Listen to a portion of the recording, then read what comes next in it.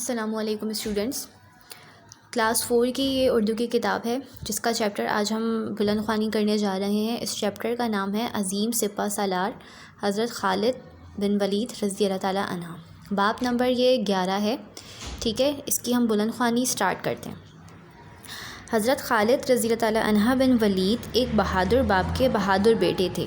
آپ رضی اللہ تعالیٰ عنہ کے والد کا نام ولید بن مغیرہ تھا۔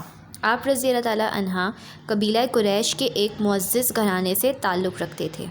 شمشیر زنی، گھڑ سواری اور دیگر فوجی امور پر بچپن ہی سے عبور حاصل تھا۔ آپ رضی اللہ تعالیٰ عنہ کا خاندان جنگی مہارت کے لیے خاص طور سے مشہور تھا۔ یہاں پر بات کس کی ہو رہی ہے؟ حضرت خالد بن ولید رضی اللہ تعالیٰ عنہ کے بارے میں یہاں بات ہو رہی ہے۔ ان کے والد کا نام بتایا گیا ہے ولید بن مغیرہ، ٹھیک ہے۔ اور یہ ان کا تعلق کس قبیلے سے تھا؟ قریش کے ایک قبیلے سے ان کا تعلق تھا۔ اور یہ شمشیر زنی یعنی تلوار زنی، گھڑ سواری، گھوڑے کی سواری اور جتنی بھی فوج کے جو بھی فوجی امور کے کام ہوتے ہیں اس پر ان کو بچپن ہی سے عبور حاصل تھا، مطلب مہارت حاصل تھی، ٹھیک ہے۔ آپ رضی اللہ تعالیٰ عنہ کا خاندان جنگی مہارت کے لیے خاص طور سے مشہور تھا اور ان کا اس قبیلے میں یا اس زمانے میں بہت نام تھا۔ ان کا پورا خاندان جنگی مہارت کے نام سے مشہور ہوا کرتا تھا۔ آپ رضی اللہ تعالیٰ عنہ نے بہت کم عمری میں کفار مکہ کا جنگوں میں ساتھ دیا۔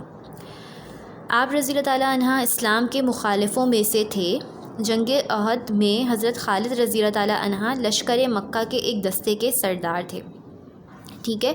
یہ بات اس وقت کی ہے کہ جب حضرت خالد رضی اللہ تعالیٰ عنہ جو تھے وہ اسلام کے خلاف تھے، ٹھیک ہے۔ کفار مکہ کا انہوں نے ساتھ دیا تھا اس جنگ میں۔ کفار جب مسلمانوں پر حملہ کرنے آ رہے تھے اس جنگ میں، تو انہوں نے حضرت خالد رضی اللہ تعالیٰ عنہ کفار مکہ کا ساتھ دے رہے تھے اور وہ سردار تھے اس جنگ میں، ٹھیک ہے۔ اس غزوہ میں مسلمانوں کو بہت سخت مقابلے کا سامنا کرنا پڑا کیونکہ اس جنگ میں کفار نے بھرپور تیاری کے ساتھ شرکت کی تھی۔ وہ غزوہ بدر کی شرمناک شکست کا بدلہ لینا چاہتے تھے۔ شکست مطلب ہار کا بدلہ لینا چاہتے تھے، ٹھیک ہے۔ لیکن جب جنگ شروع ہوئی تو مسلمانوں نے کچھ اس شان سے کفار پر حملہ کیا کہ ان کے پاؤں اکھڑ گئے اور وہ میدان چھوڑ کر بھاگنے لگے۔ یعنی کہ مسلمانوں کے پاس جو ہے وہ بہت زیادہ وہ طاقتور تھے اور وہ حملہ کرنے جب آئے تو جو کفار تھے ان کے پاؤں کھڑ گئے۔ پاؤں کھڑ گئے کا کیا مطلب؟ کہ وہ ہارنے لگے، وہ شکست کے قریب پہنچنے لگے۔ مسلمان اس کامیابی سے اتنے خوش ہوئے کہ مال غنیمت سمیٹنے لگے۔ مال غنیمت وہ مال ہوتا ہے جو جنگ جب ہو رہی ہوتی ہے تو وہاں پر جو بھی سامان بچ جاتا ہے، جو مال ہوتا ہے، وہ مال غنیمت کہلا رہا ہوتا ہے۔ تو اب کیا ہوا کہ جب ان کفاروں پر مسلمانوں نے حملہ کیا تو ان کے پاؤں کھڑ گئے، وہ ہارنے لگے اور وہ میدان چھوڑ کر ڈر سے بھاگنے لگے۔ اب جب وہ بھاگنے لگے تو ظاہر ہے وہ اپنا سامان لے کر نہیں بھاگ سکتے تھے، تو وہ سامان وہ وہیں چھوڑ گئے۔ اب مسلمان اس کامیابی سے اتنے خوش ہوئے کہ وہ جو مال غنیمت تھا وہ اس کو سمیٹنے لگے اور ارد گرد سے بیگانہ ہو گئے۔ اس کو سمیٹنے کے چکر میں مسلمانوں کی جو کنسنٹریشن تھی اس جنگ سے وہ ہٹ گئی، ٹھیک ہے۔ ارد گرد سے بیگانہ ہونے کا مطلب یہ ہے کہ انہوں نے اپنے آس پاس جو کی خبروں سے وہ بالکل بے خبر ہو گئے۔ اس موقع سے دشمن کے لشکر کے سپہ سالار نے میدان خالی دیکھ کر اچانک پلٹ کر مسلمانوں پر دوبارہ حملہ کر دیا۔ اس غیر متوقع حملے نے مسلمانوں کو بوکھلا کر رکھ دیا اور ان کا کافی نقصان ہوا۔ خود نبی کریم حضرت محمد صلی اللہ علیہ وآلہ وسلم کے 3 دندان مبارک بھی شہید ہو گئے اور کئی زخم بھی آئے، ٹھیک ہے۔ تو جب مسلمان مال غنیمت سمیٹنے لگے اور ارد گرد سے بالکل بے خبر ہو گئے تو کیا ہوا کہ دشمنوں کو موقع مل گیا اور وہ اس جنگ میں دوبارہ سے آ گئے اور ان کے اوپر، مسلمانوں کے اوپر انہوں نے کیا کر دیا؟ حملہ کر دیا،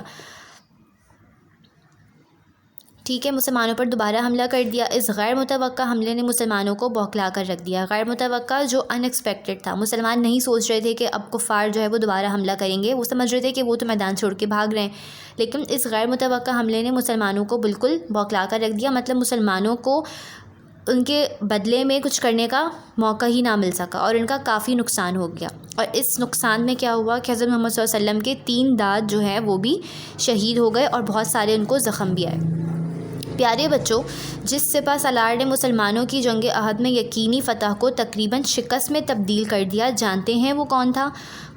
وہ یہ تھا کہ حضرت خالد رضی اللہ تعالیٰ عنہ بن ولید جو تھے وہ تھے اس جنگ کے سپہ سالار، جن کے بارے میں ہم یہ چیپٹر پڑھ رہے ہیں.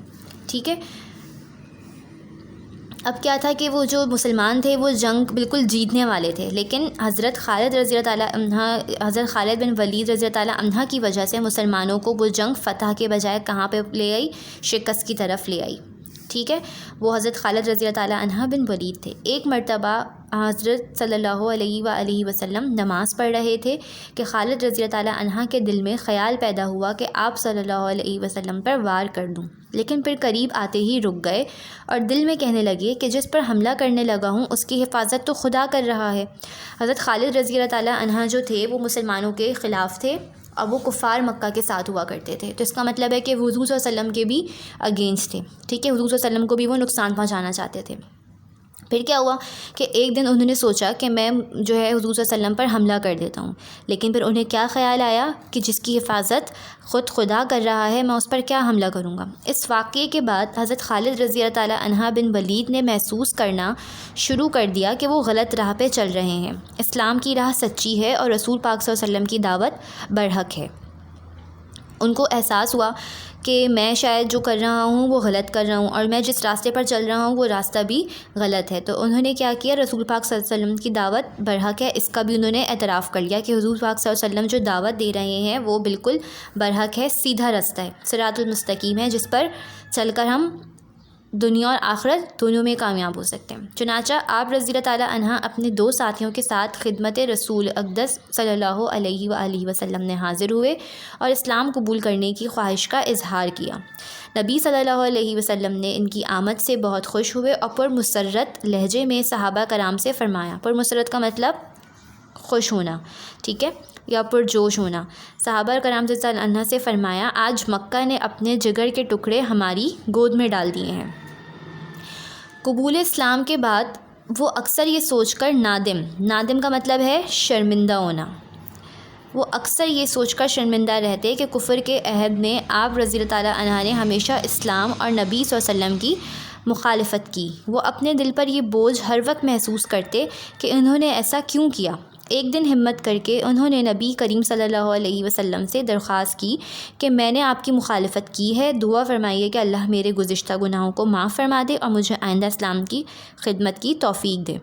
یعنی انہوں نے اسلام قبول کرنے سے پہلے تو وہ ظاہر ہے دشمن ہوا کرتے تھے اسلام کے اور کفار کے ساتھ ہوا کرتے تھے.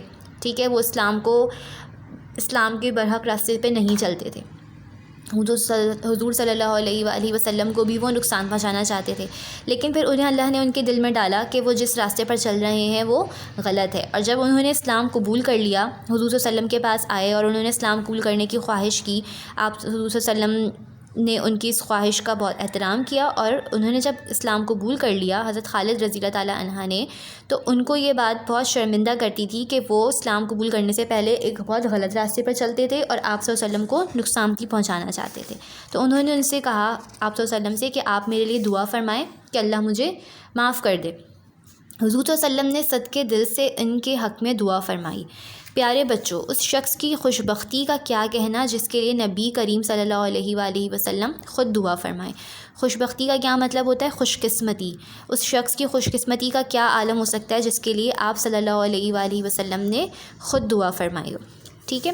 ابھی آپ رضی اللہ تعالیٰ عنہ کو دار اسلام میں داخل ہوئے زیادہ عرصہ نہ گزرا تھا کہ جنگ موتا کا واقعہ پیش آیا. ایک اور جنگ کا واقعہ پیش آ گیا.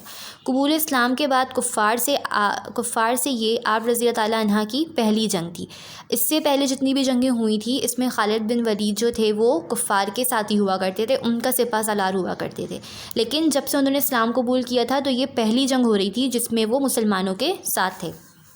اس جنگ میں آپ رضی اللہ تعالیٰ عنہ نے بے مثل بہادری کا ثبوت دیا اور بہت بے جگری کے ساتھ دشمن کا مقابلہ کیا.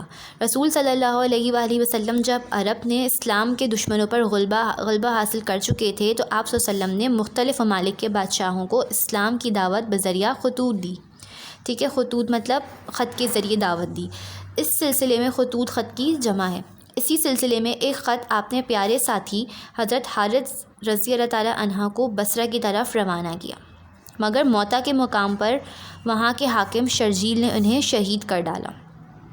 انہوں نے ایک خط کے ذریعے اپنے ساتھی کو اسلام کی دعوت دینا چاہی، تو کیا ہوا کہ موتا ایک جگہ کا نام تھا، مقام کا نام تھا، وہاں پر ایک اس کے حاکم شرجیل نے انہیں شہید کر ڈالا۔ مارے صدمے کے مسلمانوں کی حالت غیر ہو گئی، مطلب حالت بالکل نڈھال ہو گئی۔ رسول پاک صلی اللہ علیہ وسلم نے حاکم کی سرکوبی کے لیے 3000 سپاہیوں پر مشتمل اسلامی لشکر بھیجا۔ لشکر کی سربراہی حضرت زید بن حارث رضی اللہ تعالی عنہ کے سپرد کی گئی اور ہدایت کی کہ اگر حضرت زید رضی اللہ تعالی عنہ کی شہادت ہو جائے تو لشکر کی سربراہی حضرت جعفر ابن ابی طالب کریں گے۔ ٹھیک ہے، 3000 سپاہیوں کا انہوں نے جو ہے وہ ایک لشکر بھیجا تھا، جس میں انہوں نے یہ بتا دیا تھا کہ اس کی سربراہی کون کرے گا، حضرت زید بن حارث کریں گے۔ اور حضور صلی اللہ علیہ وسلم نے ان کو یہ بھی بتا دیا کہ اگر خدا نخواستہ ہے حضرت زید بن حارث شہید ہو جاتے ہیں تو اس کے بعد کون جو ہے وہ لشکر کی سربراہی کرے گا، حضرت جعفر بن ابی طالب کریں گے، اور اگر وہ بھی شہادت پا جائیں تو حضرت عبداللہ بن رواحہ سردار بنائے جائیں۔ ٹھیک ہے، 3 لوگوں کا نام لے کے انہوں نے بتا دیا۔ 3000 سپاہیوں کا لشکر بھیجا تھا انہوں نے، اس میں صرف ایک پہلے جو بتایا تھا حضرت زید بن حارث کو اس کی سربراہی دی تھی۔ ٹھیک ہے، اور کہا گیا کہ اگر وہ شہید ہو جائیں تو حضرت جعفر ابن ابی طالب اس کی سربراہی کریں گے، اور اگر وہ بھی شہادت پا جائیں تو حضرت عبداللہ بن رواحہ سردار بنائے جائیں۔ اور تینوں کی شہادت کی صورت میں لشکر کے پاس اختیار ہوگا کہ وہ جسے چاہے سردار منتخب کریں۔ تو اگر ان تینوں ہی کی شہادت ہو جائے تو پھر لشکر کے لوگوں کی مرضی کہ وہ جس کو بھی چاہیں اپنا سردار منتخب کر لیں، مطلب اپنا ہیڈ منتخب کر لیں۔ ٹھیک ہے، مسلم فوج کا مقابلہ کرنے کے لیے 1,00,000 کی فوج کو میدان میں اتارا۔ روم کے بادشاہ نے بھی اپنے سردار کی حمایت کی اور ایک بڑا لشکر لے کر پہنچ گیا۔ حضرت زید رضی اللہ تعالی عنہ اور حضرت عبداللہ رضی اللہ تعالی عنہ بن رواحہ بے جگری سے لڑتے ہوئے باری باری شہید ہو گئے۔ ٹھیک ہے، اسلامی فوج کے حوصلے پست ہو رہے تھے۔ اب ان کے 2 بڑے جو سردار تھے وہ شہید ہو گئے، تو اب جو اسلامی فوج تھی، جو مسلمانوں کی فوج تھی، ان کو جو ہے وہ ان کے جو حوصلے تھے وہ ٹوٹنے لگے، ان کو لگنے لگا کہ اب وہ ہار جائیں گے۔ ایسے حالات میں مسلمانوں نے حضرت خالد رضی اللہ تعالی عنہ بن ولید کو اپنا سپہ سالار چن لیا۔ تو حضور صلی اللہ علیہ وسلم نے ان کو کہہ دیا تھا کہ اگر تینوں شہید ہو جائیں تو پھر آپ اپنی مرضی سے کسی کو سردار منتخب کر سکتے ہیں۔ تو لشکر نے کس کو سردار منتخب کیا؟ حضرت خالد بن ولید رضی اللہ تعالی عنہ۔ حضرت خالد رضی اللہ تعالی عنہ بن ولید نے اس مشکل مرحلے پر اس بہادری اور دلیری کے جوہر دکھائے کہ دشمن دنگ رہ گئے، پوری فوج کے چھکے چھڑا دیے اور اپنی حاضر دماغی اور قابلیت سے اپنی فوج کو اس شان سے فتح دلائی کہ اپنے سے 30 گنا فوج کو میدان چھوڑ کر بھاگنے پر مجبور کر دیا۔ اپنے سے 30 گنا فوج کا کیا مطلب کہ وہ جو لشکر آیا تھا وہاں سے وہ مسلمانوں کے لشکر سے 30 گنا زیادہ تھا، ان سے زیادہ تعداد میں لوگ تھے، لیکن حضرت ولید رضی اللہ تعالیٰ عنہ، خالد بن ولید رضی اللہ تعالیٰ عنہ کی وجہ سے کیا ہوا کہ وہ میدان چھوڑ کر بھاگنے پر مجبور ہو گئے۔ اس لڑائی میں ان کی بہادری کا اندازہ اس بات سے لگایا جا سکتا ہے کہ ان کے ہاتھ سے 9 تلواریں ٹوٹی۔ سٹارٹ میں آپ کو یاد ہوگا کہ ہم نے ایک ورڈ پڑھا تھا شمشیر زنی، دس ون، ٹھیک ہے، تو اس کا مطلب ہی یہ تھا کہ شمشیر کا مطلب ہی یہی تھا کہ تلوار، ٹھیک ہے۔ تو انہوں نے حضرت خالد بن ولید رضی اللہ عنہ نے 9 تلواریں ٹوٹی ان کے ہاتھوں سے۔ یوں نبی پاک صلی اللہ علیہ وسلم کی دعا قبول ہوئی اور آپ صلی اللہ علیہ وآلہ وسلم نے خوش ہو کر ان کو سیف اللہ کا لقب دے دیا۔ سیف اللہ کا کیا مطلب؟ یعنی اللہ کی تلوار کا خطاب دے دیا۔ سیف اللہ کا مطلب ہے اللہ کی تلوار۔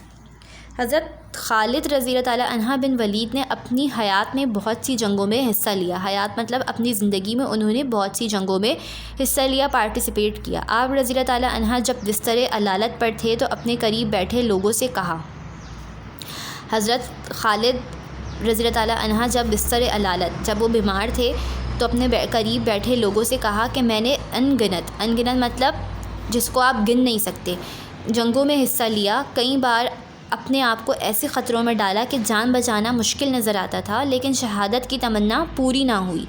میرے جسم پر کوئی ایسی جگہ نہیں جہاں تلوار، تیر یا نیزے کے زخم کا نشان نہ ہو، لیکن افسوس موت نے مجھے بستر پر آ دبوچا، میدان کارزار میں شہادت نصیب نہ ہوئی۔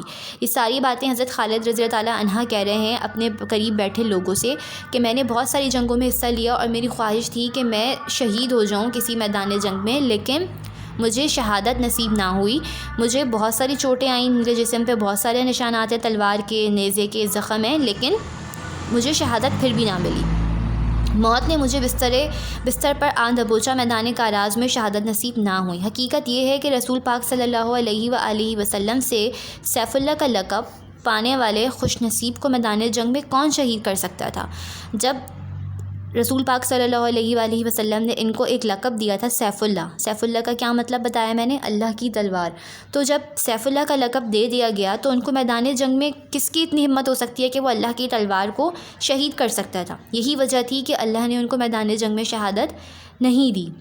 آپ کی قبر خمس میں بنی، لوگ اب بھی ہزاروں کی تعداد میں وہاں فاتحہ خوانی کرنے جاتے ہیں۔ حضرت خالد بن ولید رضی اللہ تعالیٰ عنہ کی قبر جو ہے وہ خمس ایک جگہ ہے، وہاں بنی ہوئی ہے، ٹھیک ہے، اور لوگ ہزاروں کی تعداد میں وہاں جاتے ہیں اور ان کی قبر پر جا کر فاتحہ خوانی کرتے ہیں۔